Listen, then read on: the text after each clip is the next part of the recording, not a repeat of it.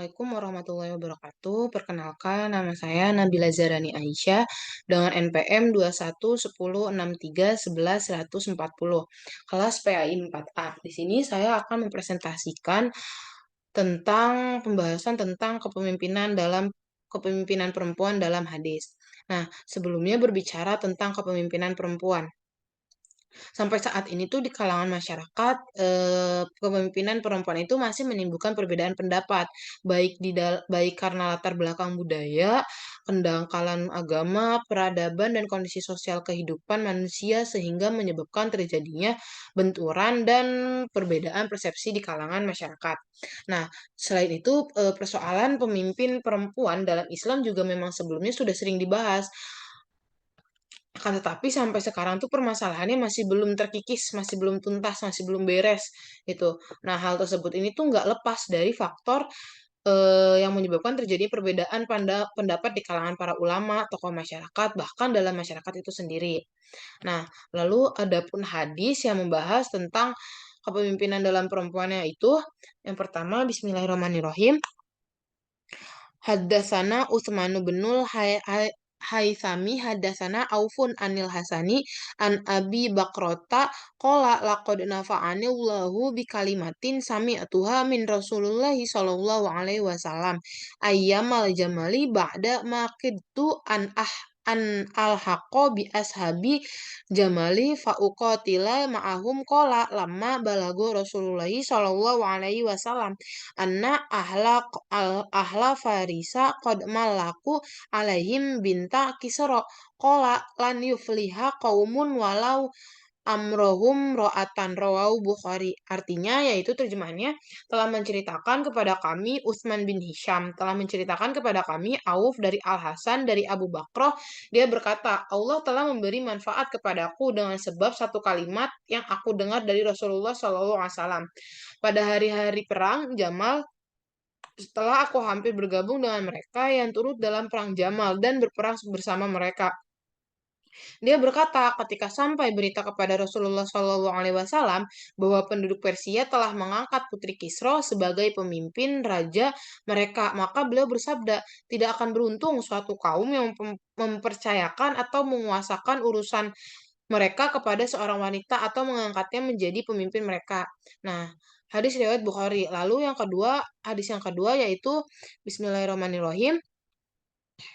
Akhbarona Muhammadu binul Musanna qala hadatsana Khalid binul Harithi qala hadatsana Humaidun anil Hasani an Abi Bakrota qala asamani Allahu bisai'in sami'tuhu min Rasulillah sallallahu alaihi wasallam lama halaka Kisra qala manistakhlafu qalu bintahu qala lan yuflihu qaumun walau amrohum ra'atan rawahu an-Nasa'i.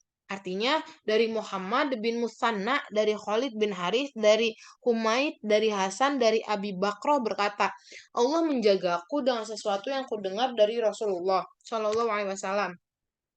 Ketika kehancuran Kisra, beliau bersabda, siapa yang menggantikannya? Mereka menjawab, anak perempuannya. Nabi Shallallahu Alaihi Wasallam bersabda, tidak akan beruntung suatu kaum yang menyerahkan urusannya kepada seorang wanita. Hadis riwayat An-Nasai.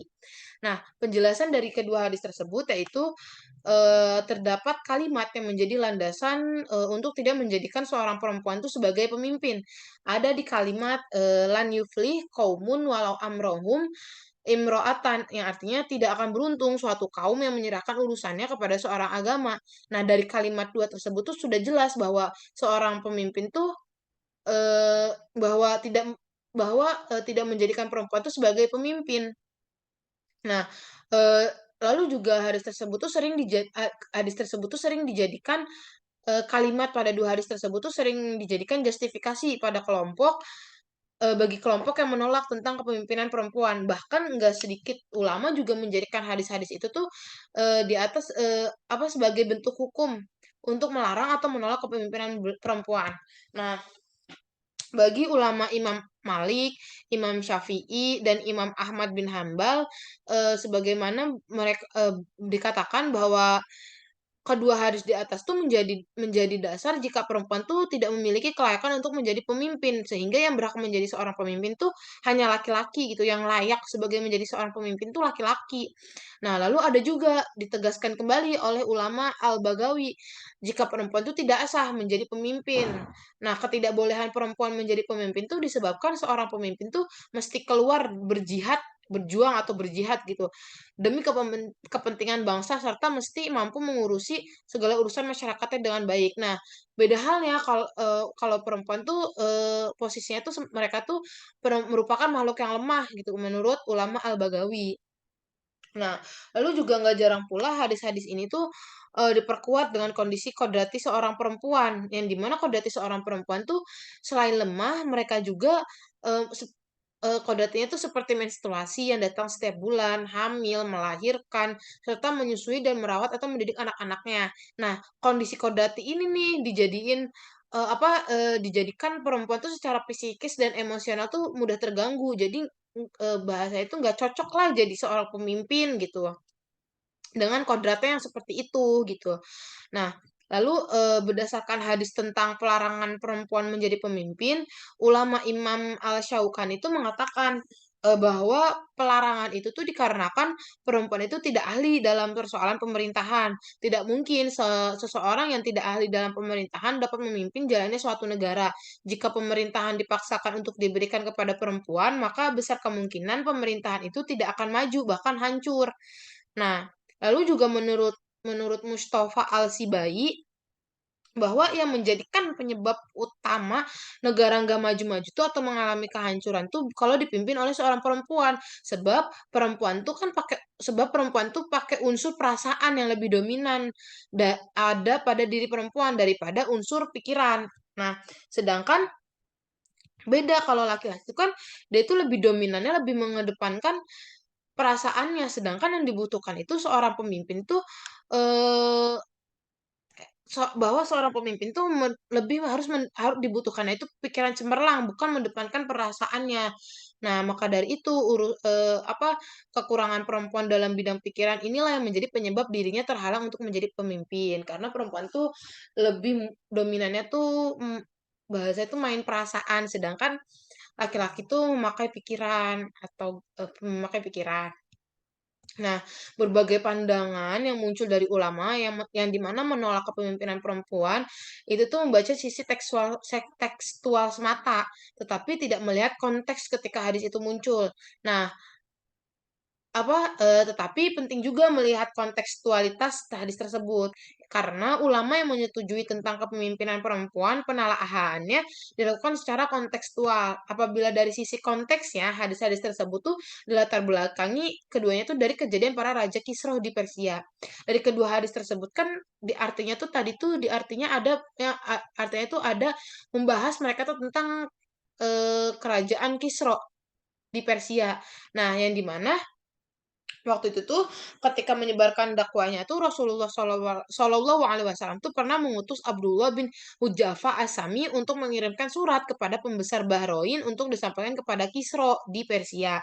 Nah, lalu itu surat itu tuh udah diterima tuh dan diterima oleh Abdullah bin Huzafa tersebut lalu beliau tuh memberikannya kepada Kisra. Nah, tetapi setelah membaca surat yang berasal dari Rasulullah, Raja Kisra ini menolak ajakannya dan merobek-robek suratnya. Nah, peristiwa ini tuh kemudian didengar oleh Rasulullah Shallallahu Alaihi Wasallam.